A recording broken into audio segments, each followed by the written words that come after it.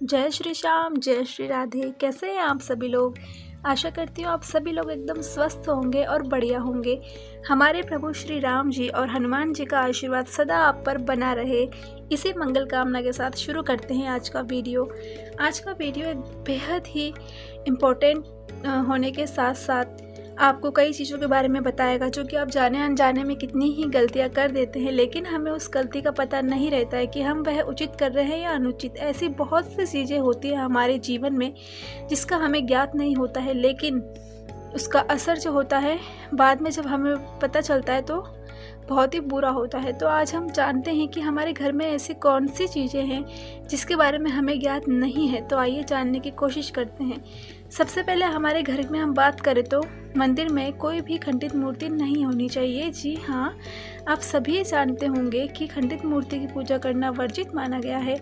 वर्जित इसलिए माना गया है क्योंकि जब मूर्ति खंडित हो जाती है तो उस मूर्ति का पूजा का फल हमें किसी भी प्रकार से प्राप्त नहीं होता है, उल्टा हमें मूर्ति के खंडित होने का दोष भी लग सकता है। तो कृपया करके यदि आपके मंदिर में किसी भी प्रकार की चीज़ है, चाहे वो दीपक रखने का हो या कोई मूर्ति हो या कोई मंदिर से संबंधित सामग्री हो, यदि वह खंडित हो चुकी है तो कृपया करके उसे आप या तो गया जी में विसर्जित करके आइए या तो आप किसी पीपल के वृक्ष के नीचे रख के उनको अच्छे तरीके से वहाँ पे रख दीजिए। दूसरा हम सबसे इम्पोर्टेंट ये बताना चाहते हैं कि आपके घर में ध्वज होगा। हम सभी के घर में ध्वज होता है क्योंकि ध्वज तो हमारी शान है। ध्वज रखने के नियम भी काफ़ी अटूट हैं। एक बार आप इन नियमों को ध्यानपूर्वक सुने। यदि आपके घर में ध्वज है तो आप ध्यान रहे कि उस ध्वज का समय 1 वर्ष होना चाहिए।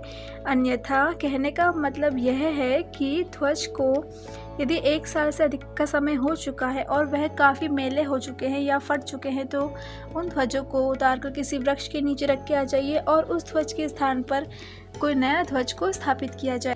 तीसरी ध्यान रखने योग्य बातें यह हैं कि यदि हमारे घर के आसपास कोई भी जीव जंतु हैं जो कि भूखे हो या फिर हमारे द्वार पर आते हैं, प्रतिदिन हमारे द्वार पर आके अन्न की प्रतीक्षा करते हैं या किसी भोजन का उनको सहारा रहता है कि हमें इस घर से भोजन प्राप्त होगा, तो कृपया करके आप उनको भोजन अवश्य दिया करें। उन्हें ठुकराया ना करें, उनके साथ किसी भी प्रकार का दुर्व्यवहार ना करें, क्योंकि यदि आपने किसी जीव को ठुकराया तो अन्नपूर्ण माता आपसे सदा के लिए रुष्ट हो जाएंगी, क्योंकि सबसे बड़ा दान माना जाता है अन्नदान।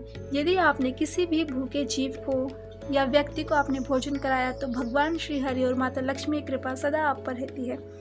चौथा ध्यान देने योग्य बात यह है कि आजकल हम लोग देख रहे हैं कि जीव हत्या अपने चरम सीमा पर है।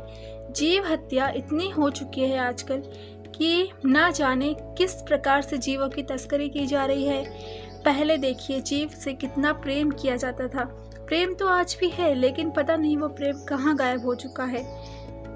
पांचवा सबसे ध्यान देने योग्य बातें ये हैं घर की स्त्री। एक कहावत तो आपने सुनी ही होगी, जिस घर में स्त्रियों का पूजन होता है देवताओं का भी वही स्थान माना जाता है। कहने का अर्थ यह है कि घर की स्त्रियों का आदर करें और सभी का सम्मान करें। यदि घर में खुशी है, शांति है तो सब कुछ संभव है। छठा सबसे महत्वपूर्ण ध्यान देने योग्य यह बात है कि हम तुलसी माँ की पूजा अवश्य करते हैं। ज़रूर हम तुलसी माँ को जल भी चढ़ाते हैं, दीपक भी जलाते हैं, लेकिन कभी भी संध्या काल के बाद हमें तुलसी नहीं तोड़नी चाहिए, क्योंकि तुलसी तोड़ने का समय जो होता है वो 6 बजे तक ही होता है। उसके बाद तुलसी तोड़ना वर्जित माना गया है। और कभी भी रविवार के दिन या संडे कह लो, उसके दिन आपको तुलसी नहीं तोड़नी चाहिए, क्योंकि ऐसा कहा जाता है कि रविवार को श्री हरि हमारे तुलसी में ही विराजते हैं, तो उस दिन तुलसी को नहीं तोड़ना चाहिए। इसी प्रकार से हमारे साथ बने रहिए। चैनल को सब्सक्राइब करना बिल्कुल ना भूलें। सभी लोगों को हमारे साथ जोड़े और प्लीज़ वीडियो को देखें। ऐसे ही मिलते हैं आपके साथ नई वीडियो में। सभी को राधे राधे।